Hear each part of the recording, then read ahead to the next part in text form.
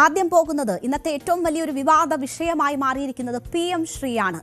ഈ സർക്കാർ അധികാരമേൽക്കുമ്പോൾ മുതൽ അവരുടെ മുന്നിലുണ്ടായിരുന്ന ഒരു ചോദ്യമാണ് PM ശ്രീയുടെ ഭാവി എന്ത് എന്നത്. നമുക്കറിയാം, രണ്ടാം പിണറായി സർക്കാരിന്റെ കാലത്ത് ഏറ്റവും വലിയ വിവാദമായ ഒരു വിഷയവും PM ശ്രീ ആയിരുന്നു. മുന്നണിക്കുള്ളിൽ തന്നെ വലിയ വിവാദമായി അത് മാറിയത് ഒക്കെ നമ്മൾ കണ്ടതാണ്. PM ശ്രീ പദ്ധതിയുമായി മുന്നോട്ട് പോകും എന്ന ശക്തമായ സന്ദേശം നൽകിയിരിക്കുകയാണ്, അല്ലെങ്കിൽ ആ തീരുമാനം ഇന്ന് അറിയിച്ചിരിക്കുകയാണ് മുഖ്യമന്ത്രി VD സതീശൻ. പദ്ധതിയിൽ ഇടത് സർക്കാർ ഒപ്പുവെച്ച സാഹചര്യത്തിൽ ഇപ്പോൾ തന്നെ കേരളം അതിൽ പങ്കാളിയാണ് എന്നതാണ് മന്ത്രിസഭാ യോഗത്തിന് ശേഷം ഇന്ന് മുഖ്യമന്ത്രി VD സതീശൻ പറഞ്ഞത്. അതുകൊണ്ട് തന്നെ പിന്മാറാൻ കഴിയില്ല എന്ന കാര്യം അദ്ദേഹം സൂചിപ്പിക്കുന്നു. കരിക്കുലം നിശ്ചയിക്കുന്നതിലും സ്കൂളുകളെ തെരഞ്ഞെടുക്കുന്നതിലും കേന്ദ്ര ഇടപെടൽ അനുവദിക്കില്ല.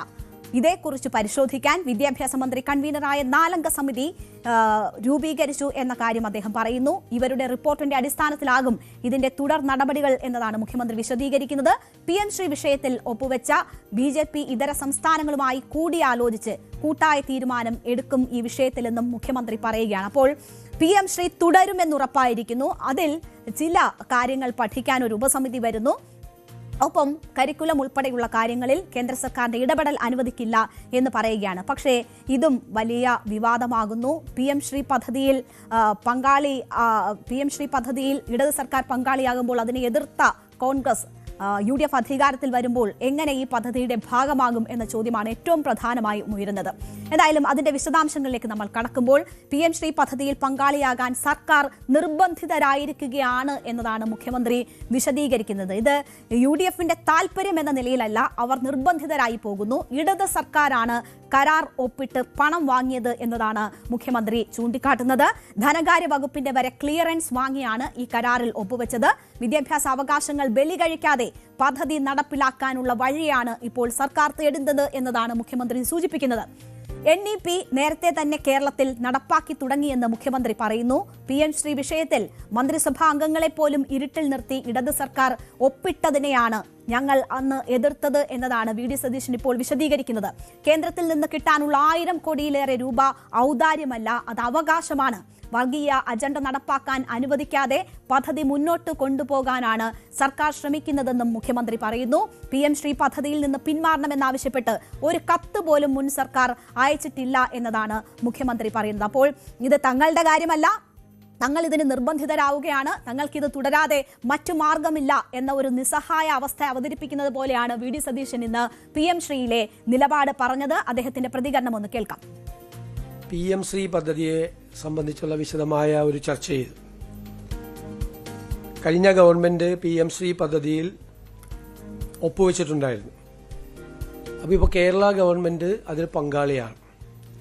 മാത്രമല്ല 99 കോടി രൂപയിലധികം അവിടെ നിന്ന് ഈ പദ്ധതിയുമായി ബന്ധപ്പെട്ട് വാങ്ങിച്ചിട്ടുണ്ട്. തടഞ്ഞു വെച്ച പണം തന്നിട്ടുണ്ട്. അതുകൂടാതെ ഒരു 106 കോടി രൂപ കേന്ദ്ര ഗവൺമെന്റ് അനുവദിച്ചിട്ടുണ്ട്. ഇതാണ് അതിൻ്റെ കാര്യം. അതിനെ ആശയപരമായി അതിനോടുള്ള എതിർപ്പ് കരിക്കുലം ഫ്രീഡത്തിൽ കേന്ദ്ര സർക്കാർ ഇടപെടരുത് എന്നതാണ്. 2, ഇത് നടപ്പാക്കുന്ന സ്കൂളുകൾ തിരഞ്ഞെടുക്കാനുള്ള അവകാശം സംസ്ഥാന ഗവൺമെന്റിന് നൽകണം എന്നതാണ്. അപ്പോൾ ഒരു കാരണവശാലും കരിക്കുലം സ്വാതന്ത്ര്യത്തിൽ, അത് തീരുമാനിക്കാനുള്ള സ്വാതന്ത്ര്യത്തിൽ, സംസ്ഥാന സർക്കാരിനുള്ള സ്വാതന്ത്ര്യത്തിൽ ഇടപെടാൻ ഒരു കാരണവശാലും അനുവദിക്കില്ല. 2, സ്കൂൾ സെലക്ഷൻ, അത് സംസ്ഥാന സർക്കാർ തന്നെ തീരുമാനിക്കും. ഇതുമായി ബന്ധപ്പെട്ട കാര്യങ്ങൾ കേന്ദ്ര സർക്കാരിനെ അറിയിക്കാൻ PM ശ്രീ പദ്ധതിയുമായിട്ടുള്ള UDF സർക്കാരിൻ്റെ ആശയപരമായ നിലപാടുകൾ അറിയിക്കാനുള്ള കാര്യങ്ങൾ തയ്യാറാക്കുന്നതിന് വേണ്ടി പൊതുവിദ്യാഭ്യാസ മന്ത്രി ശ്രീ ശംസുദ്ദീൻ കൺവീനറും മന്ത്രിമാരായ Shri Roji M John, Shri PC Vishwanath, Shri M Liju എന്നിവർ അംഗങ്ങളുമായിട്ടുള്ള ഒരു കമ്മിറ്റി, മന്ത്രിസഭാ ഉപസമിതിയെ നിയമിച്ചിട്ടുണ്ട്. അവർ റിപ്പോർട്ട് സമർപ്പിക്കും. അപ്പോൾ വീണ്ടും ഒരു മന്ത്രിസഭാ ഉപസമിതി വരികയാണ് PM ശ്രീയെ കുറിച്ച് പഠിക്കുന്നതിനായി. നേരത്തെയും രണ്ടാം പിണറായി സർക്കാരും ഒരു ഉപസമിതി രൂപീകരിച്ചിരുന്നു. എന്താണ് PM ശ്രീ, എന്താണ് ഈ വിവാദം, അവസാനിക്കാത്ത വിവാദം എന്നതുകൂടിയാണ് നമ്മൾ ഇതിനോടൊപ്പം ഒന്നുകൂടി പരിശോധിക്കുന്നത്. 2020 നരേന്ദ്രമോദി സർക്കാർ പ്രഖ്യാപിച്ച വിദ്യാഭ്യാസ നയത്തിന്റെ ഭാഗമായുള്ള 2022 സെപ്റ്റംബർ 7 അവതരിപ്പിച്ച പദ്ധതിയാണ് പ്രധാനമന്ത്രി സ്കൂൾ ഫോർ റൈസിംഗ് ഇന്ത്യ അഥവാ PM ശ്രീ. സ്കൂളുകളുടെ അടിസ്ഥാന സൗകര്യ വികസനമാണ് പ്രധാനമായും ഈ പദ്ധതിയിലൂടെ ലക്ഷ്യമിടുന്നത് എന്നതാണ് കേന്ദ്ര സർക്കാരിന്റെ വിശദീകരണം. രാജ്യത്തെ 14,500 സർക്കാർ സ്കൂളുകളെ മാതൃകാ സ്ഥാപനങ്ങളായി ഉയർത്തുമെന്നതാണ് ഈ പദ്ധതി പ്രഖ്യാപിച്ചുകൊണ്ട് കേന്ദ്ര സർക്കാർ അറിയിച്ചിട്ടുള്ളത്. 27,000 കോടി രൂപയാണ് പദ്ധതിക്കായി വകയിരുത്തിയിരിക്കുന്നത്. ഈ പദ്ധതിയിൽ പ്രവേശിക്കുന്നതിനായി സ്കൂളുകൾക്ക് മാനദണ്ഡങ്ങൾ ഏർപ്പെടുത്തിയിരുന്നു. ഓരോ ബ്ലോക്കിലും 2 സ്കൂളുകളാണ് ഈ രീതിയിൽ തെരഞ്ഞെടുക്കുക.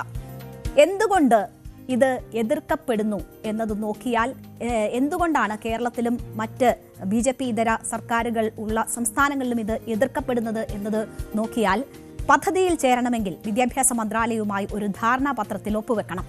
സംസ്ഥാനം, കേന്ദ്രഭരണ പ്രദേശം, കേന്ദ്രീയ വിദ്യാലയ സംഘടൻ, നവോദയ വിദ്യാലയ സമിതി എന്നിവരാണ് ധാരണാപത്രത്തിൽ ഒപ്പുവെക്കേണ്ടത്. തെരഞ്ഞെടുക്കപ്പെടുന്ന സ്കൂളുകളുടെ പേരിന് മുൻപായി PM ശ്രീ എന്ന് ചേർക്കണം. ഈ നിബന്ധന കേന്ദ്ര വിദ്യാഭ്യാസ മന്ത്രാലയം മുന്നോട്ട് വെച്ചു.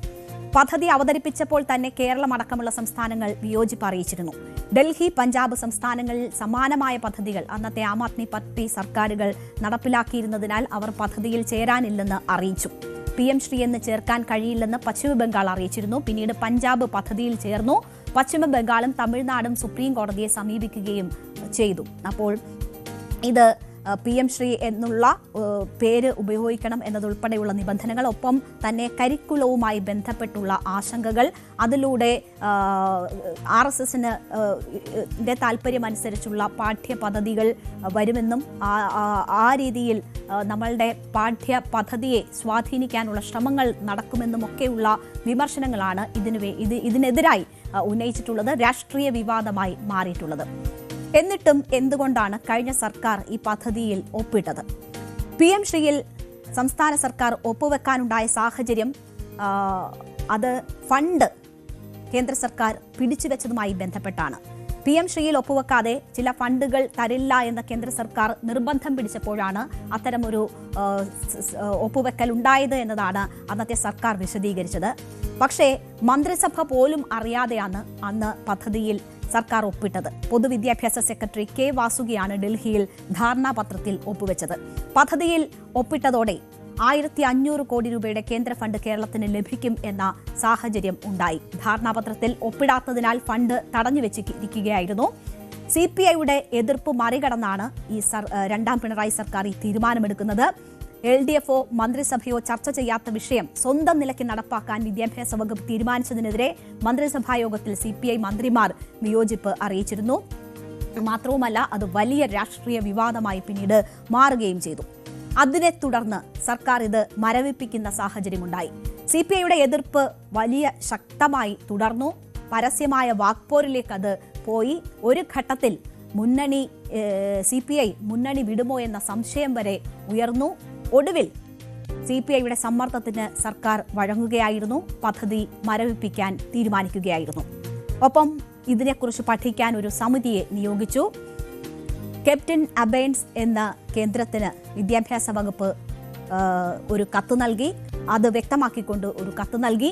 കേന്ദ്ര വിദ്യാഭ്യാസ മന്ത്രി ധർമ്മേന്ദ്ര പ്രധാനുമായി ഡൽഹിയിൽ നടത്തിയ ചർച്ചയിലും പദ്ധതിയുമായി ബന്ധപ്പെട്ട് ചില ആശങ്കകളുണ്ട് എന്ന് ബോധിപ്പിച്ചു എന്ന് മന്ത്രി വി ശിവൻകുട്ടി അറിയിച്ചു. ഒക്ടോബർ 29 വിദ്യാഭ്യാസ മന്ത്രി അധ്യക്ഷനായി മന്ത്രിസഭാ ഉപസമിതി രൂപീകരിച്ചു. പക്ഷേ തുടർ നടപടിയൊന്നും ഉണ്ടായില്ല. ക്യാപ്റ്റൻ അബൈൻസ് തെരഞ്ഞെടുപ്പ് വരെയോ എന്ന സംശയം അന്നേ തുടങ്ങിയിരുന്നതാണ്. അതാണ് ഇപ്പോൾ വലിയ വിവാദത്തിലേക്ക് വീണ്ടും എത്തുന്നത്. LDFന് ഭരണം നഷ്ടമായി. UDF സർക്കാർ അധികാരത്തിൽ വരുന്നു. പക്ഷേ കരാർ ഒപ്പിട്ടതുകൊണ്ട് അത് മുന്നോട്ട് കൊണ്ടുപോയേ പറ്റുള്ളൂ എന്നതാണ് ഇപ്പോൾ മുഖ്യമന്ത്രി VD സതീശൻ ചൂണ്ടിക്കാട്ടുന്നത്. മാത്രവുമല്ല, അതിന്റെ ഭാഗമായ ഫണ്ട് കേരളം വാങ്ങി എന്നതാണ് അദ്ദേഹം ചൂണ്ടിക്കാട്ടുന്നത്. എന്നാൽ കഴിഞ്ഞ സർക്കാർ പദ്ധതിയുമായി ബന്ധപ്പെട്ട് 92 കോടി രൂപയിലധികം വാങ്ങിയെന്ന് മുഖ്യമന്ത്രി പറയുന്നു. അതുകൂടാതെ 106 കോടി രൂപ അനുവദിച്ചിട്ടുണ്ടെന്നും മുഖ്യമന്ത്രി പറയുന്നുണ്ട്.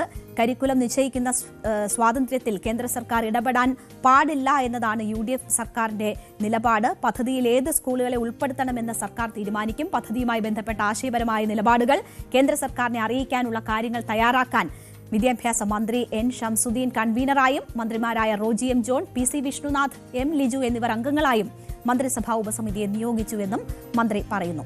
ഉപസമിതി ജനങ്ങളെ പറ്റിക്കാൻ എന്നതാണ് PM ശ്രീ വിഷയത്തിൽ ഇപ്പോൾ LDF സർക്കാരിൽ വിദ്യാഭ്യാസ മന്ത്രിയായിരുന്ന വി ശിവൻകുട്ടി പറയുന്നത്.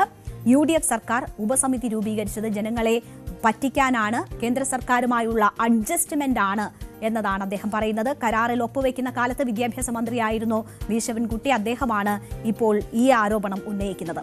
SSK ഫണ്ട് കിട്ടാൻ വേണ്ടിയാണ് PM ശ്രീ കരാറിൽ അന്ന് ഒപ്പുവെച്ചത് എന്നതാണ് അദ്ദേഹം പറയുന്നത്. പദ്ധതിയിൽ സഹകരിക്കാമെന്ന് പറഞ്ഞു, പിന്നീട് പദ്ധതിയിൽ സഹകരിക്കില്ല എന്ന് വ്യക്തമാക്കുകയും ചെയ്തു. 2 കത്തുകൾ കേന്ദ്രത്തിന് കൊടുത്തിട്ടുണ്ട് എന്ന് പറയുന്നു. കത്ത് കൊടുത്തിട്ടില്ല എന്ന് മുഖ്യമന്ത്രി പറയുന്നത് കളവാണ് എന്നതാണ് അദ്ദേഹം പറയുന്നത്. മാത്രവുമല്ല, PM ശ്രീയുടെ ഫണ്ടല്ല വാങ്ങിയത്, SSKയുടെ ഫണ്ടാണ് കേരളം കൈപ്പറ്റിയത്. അതുകൊണ്ട് തന്നെ PM ശ്രീയുടെ ഭാഗമായിട്ടുള്ള പദ്ധതിയുടെ ഭാഗമായിട്ടുള്ള ഫണ്ട് വാങ്ങി എന്ന് പറയുന്നത് കളവാണ് എന്നതുമാണ് വി ശിവൻകുട്ടി ചൂണ്ടിക്കാട്ടുന്നത്. ഒപ്പം PM ശ്രീയും ലേബർ കോഡ് നടപ്പാക്കാനുള്ള കരാർ മുഖ്യമന്ത്രി ഒപ്പുവെച്ചിരിക്കുകയാണെന്നും വി ശിവൻകുട്ടി കുറ്റപ്പെടുത്തി. ഒപ്പം PM ശ്രീ പദ്ധതിയിൽ നിന്ന് 1 പൈസ പോലും LDF സർക്കാർ വാങ്ങിയിട്ടില്ല എന്ന് പറയുന്ന അന്നത്തെ മന്ത്രി വി ശിവൻകുട്ടി PM ശ്രീയുമായി ബന്ധപ്പെട്ട് ഇടതുപക്ഷ ജനാധിപത്യ മുന്നണി ഒരു നടപടിയും സ്വീകരിച്ചിട്ടില്ല എന്നും SSK ഫണ്ട് വാങ്ങുന്നതിനുള്ള നടപടിയാണ് സ്വീകരിച്ചത് എന്നും പറയുന്നു. ഒപ്പം മുഖ്യമന്ത്രിയെ വെല്ലുവിളിക്കുക കൂടി ചെയ്യുന്നുണ്ട്. PM ശ്രീ ഫണ്ട് വാങ്ങിയെന്ന് മുഖ്യമന്ത്രി പറഞ്ഞുവെങ്കിൽ അത് വസ്തുതാവിരുദ്ധമാണ്, അത് ഉണ്ട് എങ്കിൽ അത് തെളിയിക്കാൻ വെല്ലുവിളിക്കുന്നു എന്നതാണ് അദ്ദേഹം ഇന്ന് മാധ്യമങ്ങളോട് വാർത്താ സമ്മേളനത്തിൽ പറഞ്ഞത്. SSKയുടെ ഫണ്ട് വിദ്യാഭ്യാസ അവകാശ നിയമപ്രകാരം നമുക്ക് ഉറപ്പാക്കി തരേണ്ട ഫണ്ടാണ്. കേന്ദ്ര ഗവൺമെന്റിന്റെ രാഷ്ട്രീയം വച്ചുകൊണ്ട് കേരളത്തിലെ ഇടതുപക്ഷ ജനാധിപത്യ മുന്നണിയോട് കാണിക്കുന്ന രാഷ്ട്രീയ വൈരാഗ്യത്തിന്റെ അടിസ്ഥാനത്തിൽ SSKയുടെ ഫണ്ട് നമുക്ക് നൽകുന്നില്ല. SSKയുടെ ഫണ്ട് നമുക്ക് നൽകണമെങ്കിൽ ഇപ്പോൾ കുടിശ്ശികയിൽ അവിടെ കൂട്ടിയാൽ ഏതാണ്ട് ഇപ്പോൾ എനിക്ക് എൻ്റെ ഓർമ്മയിൽ നിന്ന് പറയുകയാണ് 5,000 കോടി രൂപയെങ്കിലും നമുക്ക് കിട്ടേണ്ടതായിട്ട്. അപ്പോൾ ആ കാശ് ഈ PM ശ്രീ നടപ്പിലാക്കുന്നില്ല എന്ന ഒരു കാരണം വെച്ചുകൊണ്ട് തരുന്നില്ല. നമുക്ക് ആവശ്യം ഈ SSKയുടെ ഫണ്ടാണ് ലഭിക്കേണ്ട ആവശ്യം എന്ന് പറയുന്നത്. PM ശ്രീയുടെ പേരിൽ 1 രൂപയുടെ കാശ് പോലും കേന്ദ്ര ഗവൺമെന്റിൽ നിന്ന് കേരളത്തിലെ ഇടതുപക്ഷ ജനാധിപത്യ മുന്നണി ഗവൺമെന്റ് വാങ്ങിയിട്ടില്ല. മറിച്ച് ബഹുമാനപ്പെട്ട മുഖ്യമന്ത്രി നടത്തിയിട്ടുള്ള പ്രസ്താവന അടിസ്ഥാനരഹിതവും സത്യവുമായി യാതൊരു ബന്ധവുമുള്ളതല്ല. കേരളം, തമിഴ്നാട്, പഞ്ചാബ് തുടങ്ങി ചുരുക്കം സംസ്ഥാനങ്ങൾ ഒഴികെ മറ്റെല്ലാ സംസ്ഥാനങ്ങളും PM ശ്രീ നടപ്പിലാക്കിയിട്ടുണ്ട്. കേരളത്തിന് മാത്രം എങ്ങനെ വിട്ടുനിൽക്കാനാകും എന്ന ചോദ്യം ബാക്കിയാണ്. ഇത് അനിവാര്യമെന്ന് കണ്ടാണ് ഇടത് സർക്കാർ ഒപ്പിട്ടതെന്നാണ് അവർ പറയുന്നത്. അന്ന് സർക്കാർ പറഞ്ഞത് കരിക്കുലവുമായി ബന്ധപ്പെട്ട് ഇടപെടൽ അനുവദിക്കില്ല എന്നതാണ്. അതുതന്നെയാണ് ഇന്ന് UDF സർക്കാരും പറയുന്നത്. എന്തായാലും പദ്ധതി 2027 പൂർത്തിയാവാനിരിക്കുകയാണ്. അന്ന് എതിർത്തത് മന്ത്രിസഭയെ ഇരുട്ടിൽ നിർത്തി ഒപ്പിട്ടതിനെയാണ് എന്ന് ഇന്ന് മുഖ്യമന്ത്രി വിശദീകരിക്കുന്നുണ്ട്. എന്തായാലും പദ്ധതിയുമായി മുന്നോട്ട് പോകാനാണ് തീരുമാനം എന്നത് UDF പ്രഖ്യാപിച്ചു കഴിഞ്ഞിരിക്കുന്നു. കരിക്കുലവുമായി ബന്ധപ്പെട്ടുള്ള ആശങ്കകൾ പരിഹരിക്കും, ആ നിലയിൽ കേരളത്തിന്റെ താൽപ്പര്യങ്ങൾ സംരക്ഷിക്കും എന്നതാണ് ചൂണ്ടിക്കാട്ടുന്നത്. അത് പഠിക്കാനുള്ള ഉപസമിതിയാണ് നിയോഗിച്ചിട്ടുള്ളത്. എന്തായാലും സാമ്പത്തികമായി വരിഞ്ഞുമുറുക്കാൻ സാധ്യമായ നടപടികൾ ഒക്കെയും ഈ പദ്ധതികളുടെ പണം പിടിച്ചു വെച്ചുകൊണ്ട് കേന്ദ്ര സർക്കാർ ചെയ്യുന്നുണ്ട്. അതാണ് പല ഘട്ടത്തിലും കോംപ്രമൈസ് വേണ്ടിവരുന്ന സാഹചര്യം സൃഷ്ടിക്കുന്നത് എന്നതാണ് സർക്കാരുകൾ പറയുന്നത്. എന്തായാലും ഇപ്പോൾ അത് മുന്നോട്ട് കൊണ്ടുപോകാൻ തന്നെ തീരുമാനിച്ചിരിക്കുന്നു. പക്ഷേ നേരത്തെ ഒപ്പിട്ട ഇടത് സർക്കാർ തന്നെ അതിനെതിരെ രംഗത്ത് വരുന്നതാണ് നമ്മൾ കാണുന്നത്. വീണ്ടും PM ശ്രീ ഒരു രാഷ്ട്രീയ വിവാദമായി മാറുന്നു എന്നതാണ് സാഹചര്യം. കൂടുതൽ വാർത്തകൾക്ക് News 18 Keralam YouTube channel subscribe ചെയ്യുക.